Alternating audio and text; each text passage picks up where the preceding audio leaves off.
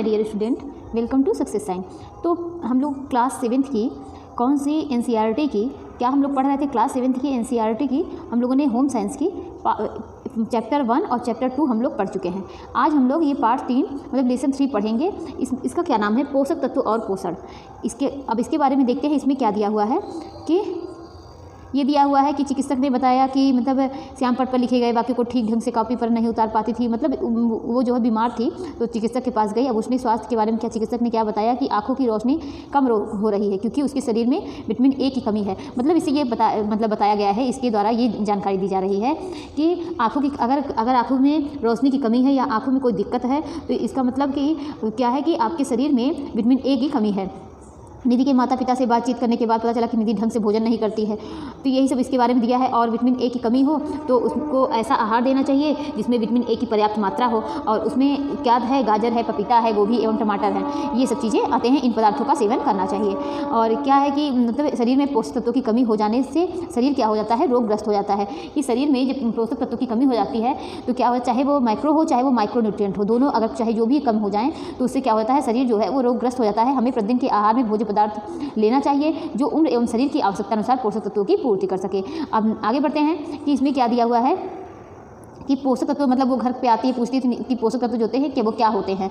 तो इसमें दिया हुआ है कि उसमें क्या होते हैं पोषक तत्व, कि उसमें कई प्रकार के तत्व पाए जाते हैं जो हमारे मतलब जो ऐसा भोजन हम जो भोजन करते हैं उसमें क्या होते हैं? कई प्रकार के तत्व पाए जाते हैं जो हमारे शरीर को क्या करते हैं? स्वस्थ और निरोग रखते हैं। स्वस्थ और एवं निरोग रखते हैं, वो क्या कहलाते हैं? पोषक तत्व कहलाते हैं। मतलब पोषक तत्व क्या होते हैं कि जो हम आहार लेते हैं उसमें कई प्रकार के पोषक तत्व पाए जाते हैं। कई प्रकार के तत्व पाए जाते हैं जो हमारे शरीर को क्या करते हैं? स्वस्थ और निरोग रखते हैं, निरोग बनाते हैं। वो क्या कहलाते हैं? पोषक तत्व कहलाते हैं। भोजन में कार्बोहाइड्रेट, प्रोटीन, वसा, विटामिन, खनिज लवण एवं जल आदि पोषक तत्वों का होना आवश्यक है। विभिन्न पोषक तत्वों में जल का भी महत्वपूर्ण स्थान होता है। अब ये क्यों है? क्योंकि शरीर में क्या होता है कि जल की मात्रा कितनी होती है? 55 से 70% होती है। जल का कार्य भोजन को क्या करना है? अब जल का कार्य क्या होता है? भोजन को घुलनशील बनाता है। शरीर के अनावश्यक पदार्थों को पसीने एवं मूत्र के द्वारा बाहर निकालता है। तो जल क्या करता है कि भोजन को घुलनशील बनाता है और शरीर में अनावश्यक पदार्थों को पसीने एवं मूत्र द्वारा वो बाहर निकालता है। जल विभिन्न पोषक तत्वों के शरीर के विभिन्न अंगों तक पहुंचाने का कार्य करता है। शरीर में उपस्थित जल त्वचा को नर्म, मुलायम एवं कांतिवान बनाते हैं। और हमें ये 8 से 10 गिलास क्या होता है? हमें प्रतिदिन कितनी गिलास पानी पीना चाहिए? 8 से 10 गिलास पानी अवश्य पीना चाहिए। आइए मैं आपको विभिन्न प्रकार के पोषक तत्वों के बारे में बताती हूँ। अब ये कितने प्रकार के पोषक तत्व होते हैं, कौन कौन से होते हैं, इसके बारे में है। विभिन्न पोषक तत्वों की प्राप्ति के प्रमुख स्रोत कौन कौन, इसके कार्य एवं कमी से होने वाली हानियाँ। तो ये आगे बढ़ते हैं। इसमें दिया हुआ है, इसको थोड़ा बड़ा कर दे रहे हैं जिससे आप लोगों को ये क्या है? पोषक तत्व स्रोत है, कार्य है, कमी से हानियाँ हैं। अब ये प्रोटीन है, कार्बोहाइड्रेट है, वसा है, विटामिन ए है, विटामिन बी है, विटामिन सी है, डी, ई, के, खनिज लवण, लोहा। तो ये सब चीज़ें देखिए हम लोग पढ़े हुए हैं। और लेकिन एक बार फिर से ये रिवाइज हो जा रहा है। इसमें क्या है कि पोषक तत्व हैं कौन कौन से? इसमें प्रोटीन है, अंडा, मछली, सोयाबीन, राजमा और क्या है कि दाल आदि। तो किसमें पाया जाता है? अंडा, मछली, सोयाबीन, राजमा, दाल आदि इन सब में पाया जाता है। और ये क्या करता है? ये शरीर एवं मांसपेशियों का निर्माण करता है। कार्बोहाइड्रेट के साथ क्या होता है? ये मतलब ये भी क्या करता है? ऊर्जा प्रदान करता है। और इसमें ये क्या है? ये प्रोटीन के बारे में है। और इसकी कमी से अगर हमारे शरीर में प्रोटीन की कमी है तो हमारे शरीर में क्या हानियाँ होंगी? शरीर एवं मांसपेशियाँ क्या होंगी? इससे शरीर की मतलब मांसपेशियाँ जो होती हैं, शरीर भी कमज़ोर हो जाएगा, मांसपेशियाँ भी कमज़ोर हो जाएंगी, रोग प्रतिरोधक क्षमता की कमी होगी। अब यहाँ देखिए रोग प्रतिरोधक क्षमता की मतलब एंटीऑक्सीडेंट विटामिन कौन कौन से होते हैं? ए, सी, ई, ये 3 एंटीऑक्सीडेंट विटामिन होते हैं। तो जो कि हमारे क्या करते हैं कि हमारे शरीर की इम्यूनिटी को ये बढ़ाते हैं। तो इसमें क्या हुआ है कि शरीर एवं ये प्रोटीन है। प्रोटीन के बारे में हमने क्या देखा? ये शरीर की मांसपेशियों को कमजोर, इसकी कमी से शरीर की मांसपेशियां कमजोर हो जाएंगी, रोग प्रतिरोधक क्षमता की कमी होगी। कार्बोहाइड्रेट क्या है? अनाज, आलू, शकरकंद, पपीता आदि। अब ये अनाज किसमें? अनाज में, आलू में, शकरकंद, पपीता, इन सब में क्या पाया जाता है? इन सब में क्या पाया जाएगा? इन सब में कार्बोहाइड्रेट पाया जाता है। अब ये कार्बोहाइड्रेट जो है वह हमको क्या करता है? ऊर्जा प्रदान करता है। ऊर्जा प्रदान करता है। देखिए प्रोटीन से भी मिलता है, यहाँ पर दिया हुआ है ना, ये देखिए ये भी ऊर्जा प्रदान करना, ये प्रोटीन का है, ये कार्बोहाइड्रेट का है, ये भी ऊर्जा प्रदान करता है। अगर वसा में पढ़ेंगे तो ये भी हमको ऊर्जा प्रदान करेगा, लेकिन जो प्रोटीन है वो 4.2 किलो कैलोरी ऊर्जा प्रदान करेगा। कितना? 4.2 किलो कैलोरी। और कार्बोहाइड्रेट जो है वो भी ये 4.2, ये भी 4.2 और ये दोनों जो है इतने ही मतलब कैलोरी ऊर्जा प्रदान करते हैं। 1 ग्राम प्रोटीन के खाने से कितनी ऊर्जा मिलती है? 4.2 किलो कैलोरी ऊर्जा मिलती है। अब आगे इसमें कार्बोहाइड्रेट के बारे में हम लोग पढ़ रहे थे। ये क्या करता है? शरीर में वृद्धि एवं विकास में प्रतिरोधक क्षमता का विकास। और इसके आगे देखते हैं कि ये कमी से हानियाँ। अब कार्बोहाइड्रेट की कमी से हानि क्या होगी? शरीर के तापक्रम ऊष्मा में कमी होगी और शरीर कमजोर होगा, त्वचा में झुर्रियाँ जो हैं वो पड़ेंगी। अब फैट के बारे में, वसा के बारे में देखते हैं। ये किसमें पाया जाता है? अंडा, मछली, मांस, मूंगफली, मक्खन एवं सभी प्रकार के तेल आदि, मतलब जितने प्रकार के ऑयल होते हैं। ये देखिए वसा भी हम लोग कितने प्रकार के पढ़े हैं? 2। कौन कौन से? एक संतृप्त वसा होती है, एक असंतृप्त वसा होती है। एक वसा क्या होती है? वो जम जाती है और एक वसा वो नहीं जमती है। तो ये वसा के बारे में है। ये क्या करता है? शरीर का तापमान नियंत्रित करता है, त्वचा को चिकना व शरीर को सुडौल बनाता है, त्वचा में झुर्रियाँ पड़ना, शरीर के कोमल अंगों की रक्षा करना। अब ये देखिए ये वसा में इससे भी हमको क्या होती है? ऊर्जा प्राप्त होती है। इसमें नहीं दिया हुआ है, लेकिन यहाँ पर आप इसमें कितनी होती है? 9.2। 1 ग्राम फैट से हमको 9.2 हम लोगों को ऊर्जा मिलती है। त्वचा में क्या होती है? इसके ये क्या है कि इसमें कमी से हानियाँ क्या हो जाएंगी इसके? कि त्वचा में चमक जो है वो कम हो जाएगी, खुश्की हो जाना। आंतरिक अंगों में चिकनाहट जो होती है कि कमी के कारण क्या होता है कि इसके जो होते हैं इसमें चिकनाहट के कारण इसमें चोट लगने में हो जाता है और उसमें बहुत रूखापन आ जाता है शरीर में। इसकी फैट की कमी के कारण शारीरिक वृद्धि जो होती है वो भी ये रुक जाती है। लेकिन देखिए यहाँ पर ये कुछ गलत दिया हुआ है, क्योंकि ये शारीरिक वृद्धि इसमें नहीं रहेगा। आगे देखते हैं कि विटामिन ए क्या होता है? इसमें विटामिन ए में क्या होता है? इसका रासायनिक नाम क्या है? देखिए रेटिनॉल ना। और ये अंडा, मछली, गाजर, टमाटर, हरी सब्जियां, इन सब में, दूध, इन सब में क्या है कि विटामिन ए पाया जाता है। ये क्या करते हैं? हमारे आंखों की रोशनी को बढ़ाते हैं, रोग प्रतिरोधक क्षमता को बढ़ाते हैं और त्वचा को स्वस्थ बनाते हैं। पाचन में सहायक होना, ये इसमें काम, मतलब इसके लिए अच्छा होता है। और क्या होता है? ये इसकी कमी से क्या होंगे? आँखों में क्या होती है कि आँखों में रोग बहुत जल्दी लग जाते हैं, रोग प्रतिरोधक क्षमता कम हो जाएगी, त्वचा शुष्क हो जाएगी। और भी इससे क्या होंगे? इससे रतौंधी भी होती है ना, तो जिसमें हम लोगों ने कई प्रकार की इसका क्रम पढ़ा है, जिसमें बायोटाट स्पॉट होता है। तो इसमें कई तरीके के मतलब इसका सीरियल क्रम इसमें हम लोगों ने पढ़ा है। अब आगे देखते हैं कि विटामिन B1 और B2, B3, B4, B5, B6 और B9 भी है और B12 भी है ना। B9 और B12 भी है। तो इसके बारे में देखते हैं। ये विटामिन बी कॉम्प्लेक्स, अब इसके ये क्या होता है? किसमें पाया जाता है? छिलकेदार अनाज, दाल, खमीर, सोयाबीन, मूंगफली, हरी सब्जियां, दूध, मांस, मछली, अंडा, इन सब में पाया जाता है। अब ये क्या होता है? ये क्या करता है? पाचन क्रिया को ठीक करता है, रोग प्रतिरोधक क्षमता बढ़ाता है, शरीर की वृद्धि व विकास में सहायक होता है, त्वचा व नेत्रों को स्वस्थ रखता है। और ये देखिए इसकी कमी से कौन सा रोग होता है? बेरी रोग हो जाता है। शरीर में क्या होगा? सूजन हो जाएगा, सांस लेने में कठिनाई होगी, पाचन क्रिया जो है वह ठीक नहीं रहेगा, पाचन क्रिया जो होती है वो ठीक नहीं रहेगी। और आगे देखते हैं कि ये विटामिन सी के बारे में पढ़ते हैं। इसका रासायनिक नाम क्या है? Ascorbic acid. ये खट्टे फल में पाया जाता है, जैसे संतरा, नींबू, आंवला, नारंगी, टमाटर, हरी मिर्च आदि, इन सब में पाया जाता है। जितने भी खट्टे फल होंगे उसमें विटामिन सी पाए जाएंगे। इसका रासायनिक नाम क्या है? इसका रासायनिक नाम है एस्कॉर्बिक एसिड। और विटामिन बी की कमी से कौन सा रोग होता है? बेरी होता है। और उसका जो है विटामिन बी का क्या है? विटामिन बी कॉम्प्लेक्स है और थायमिन जो है उसका रासायनिक नाम है विटामिन बी का। और आगे देखते हैं कि इसके कार्य क्या हैं। दांत एवं मसूड़े को मजबूत रखते हैं विटामिन सी। और क्या करते हैं? घाव जो है वो शीघ्र भरने में सहायक होते हैं और रक्तवाहिनियों को मजबूत बनाते हैं। कमी से हानियाँ, इसकी कमी अगर शरीर में हो जाएगी तो क्या होगा? कौन सा रोग होगा? स्कर्वी नामक रोग हो जाएगा, जिससे क्या होते हैं? दांत एवं इस रोग में, स्कर्वी में दांत एवं मसूड़े कमज़ोर हो जाएंगे और क्या होगा? घाव जो है वो जल्दी नहीं भरेगा। अब आगे देखते हैं विटामिन डी क्या है। इसका रासायनिक नाम है कैल्सीफेरॉल। क्या नाम है? कैल्सीफेरॉल इसका रासायनिक नाम है। तो ये जो है विटामिन डी किसमें पाया जाता है? सूर्य की किरणें, दूध, दही, मक्खन, अंडा, मछली, मांस, इन सब में विटामिन डी पाया जाता है। ये क्या करता है? दांतों एवं हड्डियों को मजबूत बनाता है। शरीर में कैल्शियम तथा फास्फोरस के लवणों को क्या करता है? शोधित करने में सहायक होता है। देखिए इसमें 3 बेस्ट फ्रेंड होते हैं। अगर एक की कमी होती है तो दूसरा भी जो है वो प्रभावित होता है। कौन कौन से होते हैं? विटामिन सी और विटामिन डी जो है, ये विटामिन डी जो होते हैं ये किसके साथ? कैल्शियम और फास्फोरस, ये 3 जो होते हैं ये आपस में फ्रेंड होते हैं। कौन कौन? विटामिन डी और क्या? कैल्शियम और फास्फोरस, ये 3 क्या होते हैं? आपस में फ्रेंड होते हैं। किसी एक की कमी होने पर दूसरा, अगर एक की कमी है तो दूसरा जो है उसका कार्य सही से नहीं होगा। तो ये क्या इसमें दिया हुआ है? देखिए कि शरीर में कैल्शियम तथा फास्फोरस के लवणों को शोधित करने में सहायक होते हैं। शरीर की हड्डियाँ का विकृत हो जाना, मतलब इसकी कमी से क्या होगा, शरीर की हड्डियाँ विकृत हो जाएंगी, भूख नहीं लगेगा। अब विटामिन ई की कमी से इसका रासायनिक नाम क्या है, टोकोफेरॉल।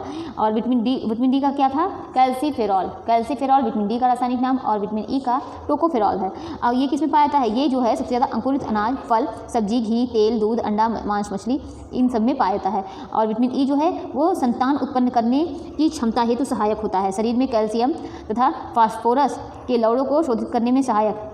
और क्या होता है कि इसकी कमी से क्या होगा, स्त्रियों में बाध्यता रोग, जिसके कारण संतान उत्पन्न करने की क्षमता में कमी हो जाएगी। अब विटामिन के बारे में पढ़ते हैं। विटामिन के क्या है, ये इसमें ये किस में पाया जाता है, बंद गोभी, टमाटर, मटर, और क्या है कि पनीर, सोयाबीन, पालक, अंकुरित अनाज, इस सब में विटामिन के पाया जाता है। इसका नाम है फाइलोक्विनोन, रासायनिक नाम है। और ये इसी क्या कार्य हैं, रक्त जमने में सहायक करते हैं और पाचन क्रिया में सहायक होते हैं। इसकी कमी से क्या हो जाता है, रक्त जमाने में इसकी मतलब रक्त नहीं जमेंगे, शरीर में रक्त अधिक बढ़ने के कारण बहने के कारण क्या हो जाएगा, रोगी की मृत्यु हो जाएगी। जब जो है अगर कहीं चोट लग गई तो क्या होगा कि रक्त जो है वो जमेंगे नहीं, और जिसकी वजह से क्या होगा, रक्त पूरा बह जाएगा। किसकी कमी से, विटामिन के की कमी से। आगे देखते हैं कि खनिज लवण एवं कैल्शियम और फास्फोरस। दूध, घी, मक्खन, अंडे की जर्दी, मछली, हरी सब्जियां, इन सब में ये पाया जाता है। ये इसके कार्य क्या है, रक्त एवं हड्डियों के निर्माण में सहायक। और क्या होता है कि हृदय की गति को सामान्य रखना। तो खनिज लवण और कैल्शियम फास्फोरस का क्या कार्य है, मतलब कैल्शियम और फास्फोरस का कार्य क्या है कि ये हृदय गति को नियंत्रित रखते हैं। ये इसकी कमी से क्या हो जाएगा, इसी कमी से दांत एवं हड्डियां कमजोर हो जाएंगी, शरीर का समुचित विकास नहीं हो पाएगा। अब लोहा के बारे में देखते हैं, ये क्या है। लोहा जो है ये इसमें देखिए किसमें पाया जाता है, लोहा सेब, हरी मटर, सेब है और हरी पत्तेदार सब्जियां हैं, केला, और क्या है, शहद, गुड़, अनार, किशमिश, मांस, जो मतलब ब्राउन कलर के होते हैं, उसमें जो भूरे रंग के होते हैं उसमें भी पाया जाता है। इसमें किशमिश है, गुड़ है, तो ये क्या है कि इसमें पाया जाता है लोहा। और इसकी कमी से क्या हो जाता है, इसकी कमी से एनीमिया हो जाता है, शरीर जो है वो कमज़ोर और पीला पड़ जाएगा, शरीर में रक्त की कमी हो जाएगी। और इसके कार्य क्या है, शरीर को स्वस्थ रखना एवं शक्ति प्रदान करना। लौह तत्व के द्वारा रक्त में हीमोग्लोबिन की वृद्धि होती है। आगे बढ़ते हैं कि पोषक तत्व और कौन कौन से हैं, आयोडीन है, फाइबर है, और किसके बारे में पढ़ेंगे, जल के बारे में पढ़ेंगे। ये आयोडीन जो है, आयोडीन युक्त नमक, प्याज, शलजम, दूध, मांस, मछली आदि जो समुद्री युक्त आहार होते हैं, जो समुद्री युक्त मछलियाँ होती हैं, जो वहाँ पर आहार होते हैं, उसमें भी आयोडीन मिलता है। और किसमें, आयोडीन युक्त नमक में भी मिलता है। और उसके बाद क्या है, प्याज में, शलजम में, दूध, मांस, मछली, इन सब में आयोडीन पाया जाता है। इसके कार्य क्या है, थायराइड ग्रंथियों संबंधी कार्य करना, शारीरिक वृद्धि व विकास में सहायक। अब इसकी कमी से हानियाँ क्या है कि शरीर में घेंघा, और क्या है कि घेंघा, गले की जो ग्रंथियाँ होती हैं, गले की ग्रंथियों में सूजन हो जाता है। और क्या होगा कि इस घेंघा रोग हो जाता है। शारीरिक व मानसिक विकास जो होता है वो रुक जाता है, किसकी कमी से, आयोडीन कमी से। अब ये फाइबर का क्या कार्य है, उसका कार्य है भोजन को पचाने में महत्वपूर्ण भूमिका निभाना। और उसकी कमी से हानियाँ क्या हैं, पाचन तंत्र कमजोर होना। और ये किसमें पाया जाता है, फल, सब्जियाँ एवं साबुत अनाज आदि। अब जल के बारे में पढ़ते हैं। जल क्या है, स्वच्छ पेयजल, पेय पदार्थ जैसे शरबत, शिकंजी, लस्सी, मट्ठा, नारियल आदि। और उसके कार्य क्या है, भोजन के पचाने एवं शरीर के तापक्रम पर नियंत्रण है। और इसकी कमी से क्या होगा, पाचन क्रिया प्रभावित होगा। क्या होगा, पाचन क्रिया प्रभावित होगा। अब ये पढ़ते हैं कि आइए जानते हैं कि भोजन क्या है। ये भोजन क्या है, संतुलित आहार कोई विशेष भोजन नहीं है। हम दिन जो कुछ खाते हैं उसमें दाल, चावल, रोटी, हरी सब्जी, दूध, घी, सलाद एवं फल की उचित मात्रा ही संतुलित भोजन है।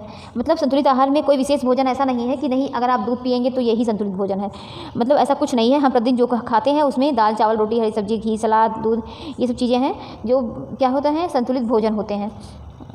और क्या, जिनमें मुख्यतः रोटी एवं चावल से कार्बोहाइड्रेट तथा दाल एवं सब्जी से हमारे शरीर में प्रोटीन, विटामिन एवं खनिज लवण की पूर्ति होती है। और क्या है कि घी तेल से वसा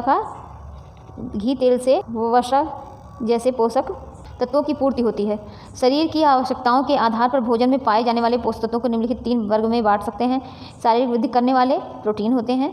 देखिए वहाँ पर गलत दिया हुआ है, यहाँ पर देखिए सही है कि ये है कि हमारे शरीर की अगर वृद्धि करनी है तो ज़्यादा से ज़्यादा मात्रा में क्या लेना चाहिए, प्रोटीन की आवश्यकता होती है। और दूसरा है शरीर को ऊर्जा प्रदान करने वाले, शरीर को ऊर्जा किसी से मिलती है, कार्बोहाइड्रेट, प्रोटीन और विटामिन से शरीर को ऊर्जा मिलती है। तीसरा क्या है कि शरीर की विभिन्न रोगों से रक्षा करने वाले विटामिन एवं खनिज लवण जैसे क्या है, हरी सब्जियां, फल आदि, ये सब चीज़ें हैं। और अब इसके बारे में देखिए यहाँ पर दिया हुआ है कि प्रोटीन युक्त भोज्य पदार्थ। अब ये प्रोटीन युक्त भोज्य पदार्थ क्या होता है? संतुलित आहार व आहार जिसमें सभी पोषक तत्व जैसे प्रोटीन, कार्बोहाइड्रेट, वसा, विटामिन, खनिज लवण एवं जल आदि क्या होते हैं, एक निश्चित मात्रा में होते हैं, मतलब जिसे एक निश्चित मात्रा में ये पाए जाएंगे। प्रोटीन युक्त भोज्य पदार्थ ये क्या होते हैं कि जो संतुलित, मतलब उसमें यह है कि संतुलित भोजन की मात्रा सभी व्यक्तियों के लिए एक सी होनी चाहिए। तो क्या है कि जो भोजन एक व्यक्ति के लिए संतुलित है वह दूसरे के लिए भी संतुलित हो। बढ़ती उम्र के बच्चों को प्रौढ़ों की अपेक्षा अधिक प्रोटीन, कार्बोहाइड्रेट एवं वसा युक्त भोजन लेना चाहिए। बच्चों की शारीरिक वृद्धि के कारण उन्हें अधिक प्रोटीन की आवश्यकता होती है। उन्हें आहार में दाल अधिक मात्रा में लेना आवश्यक है। तो मतलब क्या है कि प्रोटीन की आवश्यकता हर कंडीशन में अलग, मतलब हर आयु में, एज में अलग अलग होती है और हर कार्य करने की, जैसे अब कोई भी पोषक तत्व हैं, जैसे कोई व्यक्ति बहुत ज़्यादा भारी कार्य कर रहे हैं, मतलब मेहनत, शारीरिक मेहनत कर रहे हैं, तो उनको सारे पोषक तत्व जो है वो ज़्यादा मात्रा में चाहिए। कोई बैठ के कार्य कर रहा है, मानसिक कार्य कर रहा है, तो उनको कुछ कम चाहिए। वृद्धावस्था में भी प्रोटीन की आवश्यकता जो भी पड़ेगी। और उसमें देखिए गर्भावस्था में, प्रेगनेंसी टाइम में, उसमें आयरन है और फॉलिक एसिड है, प्रोटीन है, मतलब सारी चीज़ें जो है वो ज़्यादा मात्रा में चाहिए होती है। बच्चों को भी, क्योंकि उनको उनकी वृद्धि के लिए उसी समय वो वृद्धि की एज है, तो उसके लिए भी क्या है, उनको ज़्यादा मात्रा में प्रोटीन की आवश्यकता होगी। अब कार्बोहाइड्रेट युक्त भोज्य पदार्थ ये क्या है कि ये कार्य करने के आधार पर भोजन की मात्रा क्या होनी चाहिए। क्या अधिक कार्य एवं कम कार्य करने वाले व्यक्तियों को बराबर मात्रा में संतुलित भोजन देना ठीक होगा?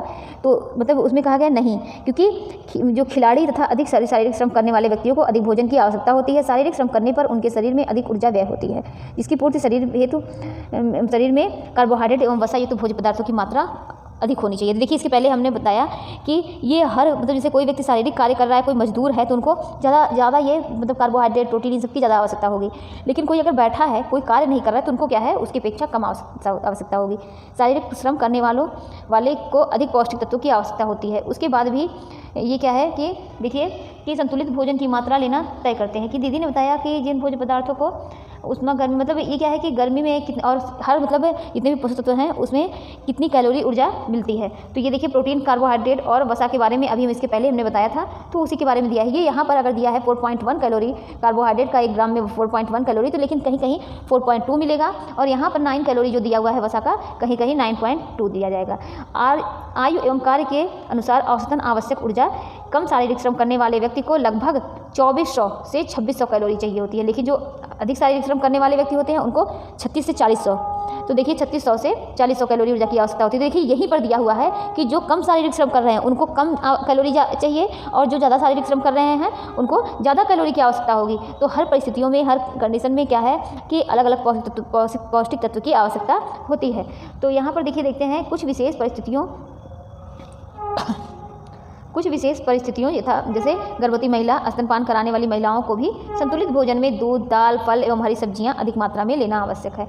गर्भवती महिला को आयरन एवं कैल्शियम युक्त भोज्य पदार्थों के अंतर्गत हरी पत्तेदार सब्जियां जैसे चुकंदर, गाजर, दूध, दही, पनीर एवं सलाद लेना चाहिए। अब ये वसा युक्त भोज्य पदार्थ क्या है, इसके बारे में देखते हैं। यह आवश्यक नहीं है कि अधिक, मतलब महंगे फल एवं मेवा जैसे काजू, बादाम, सेब आदि ही पौष्टिकता से भरपूर होते हैं, ऐसा नहीं है। मतलब जो कई चीज़ें जो सस्ती होती हैं, मतलब देखिए अगर आप मौसमी चीज़ ले रहे हैं उसमें भी आपको पर्याप्त मात्रा में आपको मिल सकता है पौष्टिक तत्व।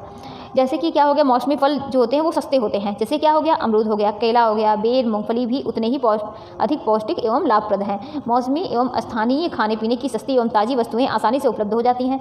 सरलता से मिलने के कारण हम उनका अधिक सेवन कर सकते हैं। और क्या होगा कि वो सस्ते दाम में मिलेंगी, वो बहुत जो है स्वच्छ मिलेंगी आपको। उसमें ये नहीं रहेगा कोई इंजेक्शन लगा के, ये सब चीज़ें, मतलब कुछ कलर वगैरह इसे लगा के इस तरीके से किया गया है, ऐसा कुछ नहीं रहेगा। और मौसमी चीज़ें जो हैं, ये क्या होता है, किन किन भोज्य पदार्थों में कौन कौन से पोषक तत्व पाए जाते हैं, हमें मौसम के अनुसार मौसमी पदार्थों को सम्मिलित कर भोजन को पौष्टिक एवं संतुलित बना सकते हैं। यदि आपके भोजन में प्रोटीन की मात्रा ना हो तो क्या क्या परेशानियाँ होंगी, इसके बारे में देना होगा। और ये क्या है, देखिए ये महंगे भोज्य पदार्थ, भोजन में पाए जाने वाले तत्व, सस्ते भोज्य पदार्थ। तो देखिए घी, दूध, अंडा, मांस, मछली, ये सब क्या है, महंगे हैं, इसमें क्या पाए जाते हैं, वसा पाए जाते हैं। और जो सस्ते होते हैं वनस्पति तेल, वनस्पति घी। अब ये चीनी, सूखी मेवे, मिठाई, ये सब क्या है, इसमें कार्बोहाइड्रेट पाया जाता है। लेकिन देखिए जो सस्ते होते हैं, सबसे अच्छा क्या है, गुड़ है, जौ है, बाजरा है, दाल है, और गेहूँ है, चावल है, आलू, सब सस्ते हैं। तो इसमें भी हम लोगों को कार्बोहाइड्रेट मिल जाएंगे। और क्या है कि दूध, दही, अंडा, मांस, मछली, मट्ठा, इस प्रोटीन है। और क्या है कि कि हरी सब्जियां, मूंगफली, सोयाबीन, दालें, मेवे, दूध, हरी सब्जियां, फल, इसमें क्या है खनिज लवण, तरबूज, खरबूज, मूली, गाजर, ककड़ी, हरी सब्जी, दूध, दही, क्रीम, मक्खन, इसमें क्या है ये विटामिन के बारे में है। और अंकुरित अनाज, हरी सब्जियां, देखिए अंकुरित अनाज जो है वो कितना, मतलब अनाज को अंकुरित कर लो ये कितना आसान है। और वो क्या होता है, अंकुरित होने की वजह से वो पौष्टिकता से भरपूर हो जाता है, पौष्टिक उसमें पौष्टिक तत्वों की मात्रा जो होती है वो बढ़ जाती है। तो इससे क्या है कि मतलब हमारे पास ऐसे भी आहार हैं जो हम सस्ते आहार लेकर और हम अपने जो शरीर की पौष्टिक तत्वों की आवश्यकता होती है उसको हम पूरा कर सकते हैं। कोई ज़रूरी नहीं है कि हम महंगे भोज्य पदार्थ, महंगे खाद्य पदार्थ वो लें तभी उससे पूरा होंगे। अब ये देखिए कि 1 ग्राम कार्बोहाइड्रेट में कितने कैलोरी ऊष्मा प्राप्त होती है। तो इसके पहले हम लोगों ने पढ़ा था, तो यहाँ पर आंसर क्या होगा 4.1 हो जाएगा। अब नेक्स्ट है, शरीर को ऊर्जा प्रदान करने वाला पोषक तत्व है कौन, किससे हमको ऊर्जा मिलती है, कार्बोहाइड्रेट, विटामिन, प्रोटीन और क्या खनिज लवण है। तो शरीर को ऊर्जा क्या प्रदान कर रहा है, यहाँ पर देखिए हमको क्या है कार्बोहाइड्रेट है। और आगे देखते हैं कि विटामिन बी की कमी से कौन सा रोग होता है। ये इसमें हम लोगों ने पढ़ा है कि बेरी होता है। घी व तेल में कौन सा पोषक तत्व पाया जाता है, ये फैट जो है इसमें पाया जाता है। शरीर को ऊर्जा देने वाले भोज्य पदार्थों के नाम लिखिए। तो अभी हम लोगों ने पढ़ा कार्बोहाइड्रेट, प्रोटीन और क्या है कि फैट है। संतुलित आहार किसे कहते हैं, जिसमें सभी प्रकार के पोषक तत्व पाए जाते हैं, जिसकी हमारे शरीर में आवश्यकता होती है, तो वो क्या कहलाते हैं, संतुलित आहार कहलाते हैं। तो आज देखिए ये तीसरा चैप्टर जो है वो समाप्त हो गया। चौथे चैप्टर का नाम है कि रोग और उनसे बचाव। इसके बारे में हम लोग कल पढ़ेंगे। आज के लिए इतना ही। Thank you.